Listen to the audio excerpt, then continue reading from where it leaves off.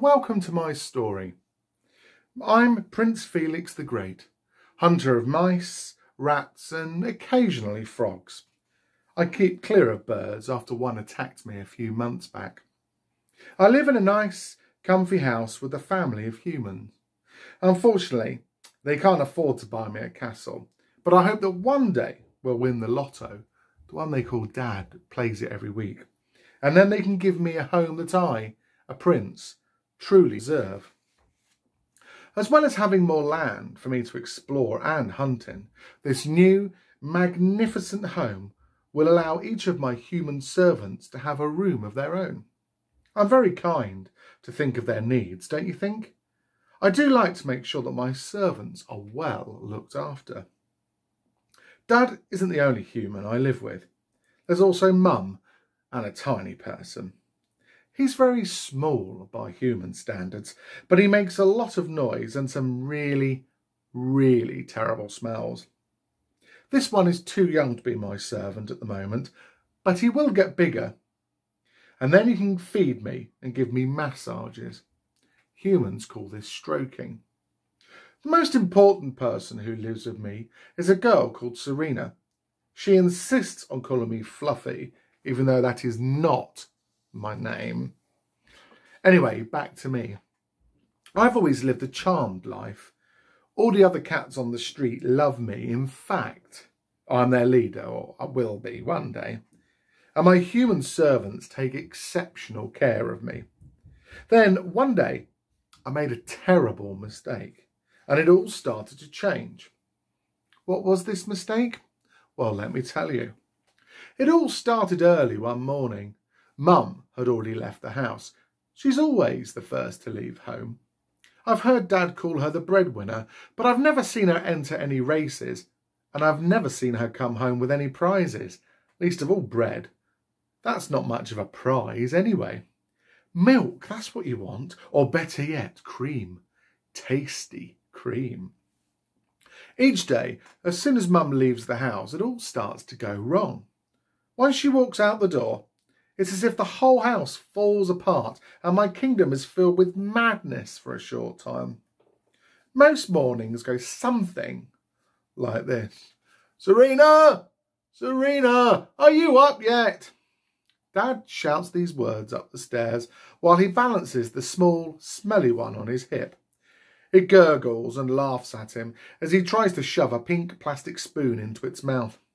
The smell monster turns its head and the disgusting orange sticky stuff on the spoon gets smeared all over his face instead of going in his noisy hole. Alfie, sit still, Dad says, but the little monster just laughs. This is Dad's big mistake. The tiny human thinks it's all a game. We cats are brought up from an early age to respect our mothers and fathers. But we usually leave home quite young and move into a nice warm house filled with at least one human servant. Morning, Serena, Dad always says when my favourite human comes downstairs and into the kitchen. She doesn't often answer her owner. She just sits at the table and eats her breakfast in silence. Sometimes I hop onto the table next to her, but Dad decides that he's in charge for a moment and puts me back on the floor. When he does that, I give him a killer look, turn away and eat my own breakfast.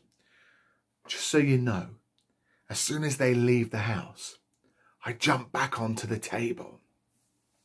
Anyway, after much shouting, more rushing around, and sometimes some tears, Serena, Smell Monster and Dad leave the house with far too many bags, including one with Serena's food in. It has a cat on the front, wearing a pair of glasses. Is that really what humans think we look like? Suddenly the house is quiet, and I have the place to myself.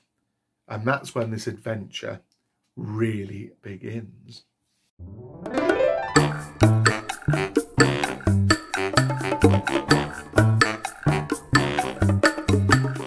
You may have noticed that sometimes I go off topic and start to tell you about other things. I'm sorry about that. That's just the kind of cat I am. Now, where was I? Oh yes, I was all alone. Let's get this story started. I went into the living room. I'd had a busy night and I needed a nap, or my fur was going to end up dull and I'd be yawning all day. You see, this is why I love it when the humans all leave. Peace and quiet. Finally, I have my castle. Yes, I know it's only a semi-detached house, but a cat can dream, can't they? All to myself. After I've had 40 winks, I decided it was time for me to fill my tummy with a bit more of those yummy, crunchy nuggets that Serena always leaves out for me. Then I had another sleep on the table.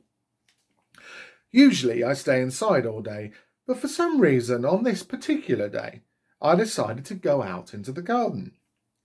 I'll never know why I did it, but let me tell you, it was the biggest mistake of my life.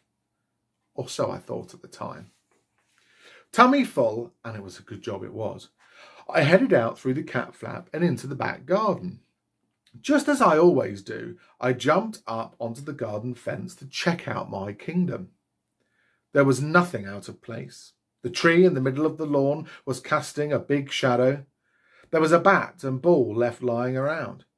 Even the dog from next door was inside his house and not making a terrible din for once.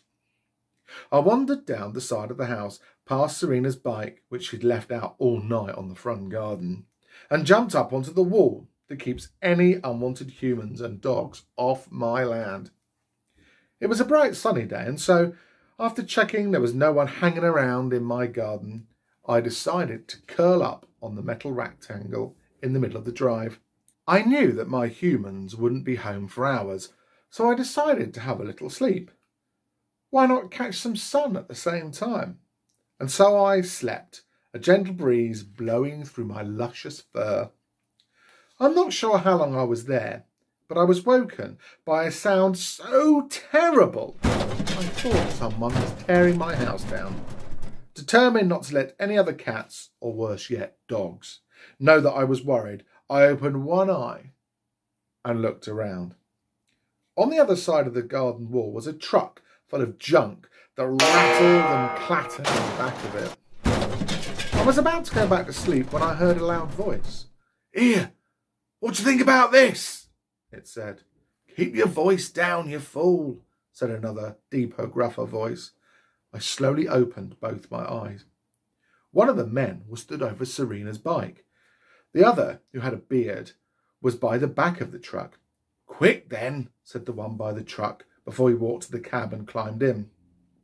Before I had a chance to do anything, the one by the bike picked it up and walked out of the garden towards the back of the truck. I had to do something. "Hey!" I shouted. The human looked back at me for a moment, but he carried on walking. I was amazed he didn't stop. Usually when I shout, I have everyone's attention. Then he did something very, very naughty. "Quiet, Moggy," he said, quickly looking down both ends of the street.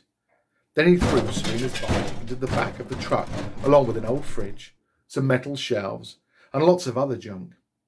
Before the clatter of metal had died away, he disappeared around the other side of the vehicle. I couldn't believe it. They were stealing my property. I had to do something. And then I felt it, the anger bubbling up inside me. I'm not sure what annoyed me the most, having my property stolen or being called a Moggy. Let's be quite clear about this. I am not a Moggy. My servants paid a very large sum of money to have the honour of serving me. They have a piece of paper that tells them who my mum and dad are. I don't remember them, to be honest. But when you have servants as wonderful as Serena and her owners, who needs a mum and dad, right? Where was I? Oh yes, I was furious.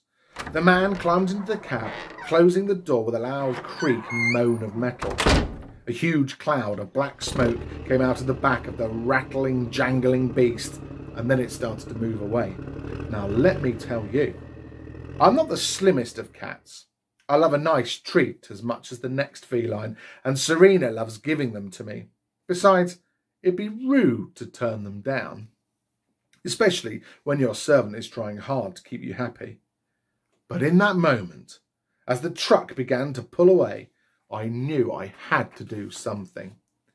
Anything, and I had to do it now. I ran across the lawn, jumped up onto the wall and leapt for the side of the truck, and with as much power as my legs could muster. As I sailed through the air, I could feel my fur ruffling in the wind. I'm sure I would have looked glamorous, like a human in a shampoo advert, if my terror wasn't almost certainly plastered over my face. What was I doing? I unsheathed my claws and stretched my body. I must have looked very slim for an instant, but all I could think about was how I wasn't going to make it. But the great cat god in the sky must have seen my peril that day and decided to help. As the truck bumped down the curb, a roll of wire netting popped out over the side and started to unwind. My claws caught on it, and as it spilled over the side like a great big tongue lapping up some delicious milk, I began running up it. The wire was working just like a bridge. I was going to make it to the back of the truck. Or so I thought. With a grinding crunch of gears and another cloud of smoke, the truck began to speed up, and the end of the netting, which was nailed to a piece of wood, started to come away. A nail popped out and flew past my face like an angry wasp. If I didn't get off the wire and into the truck that instant, it would be too late. I moved my short legs as fast as my chubby little body could and jumped.